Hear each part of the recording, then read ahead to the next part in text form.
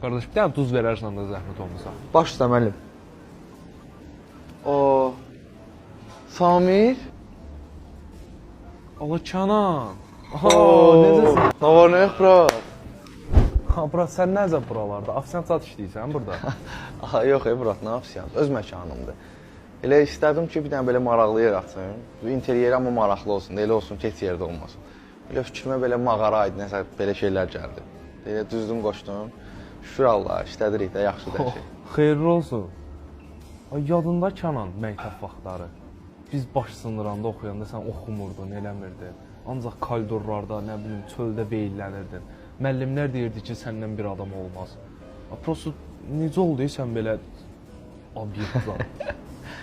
Çünki qardaşım, siz hazırlıqlara gəlib baş sındıranda mən ancaq rahat yol axtarırdım, nəsə bir şey eləmək istəyirdim. Açığı düz deyirsən, bura.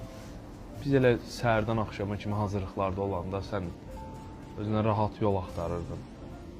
Şəş elə biz də quru maaşa oturub baxmazdıq hər ay. Sənin kimi bizneslə məşğul olardıq. Nə biznes alır?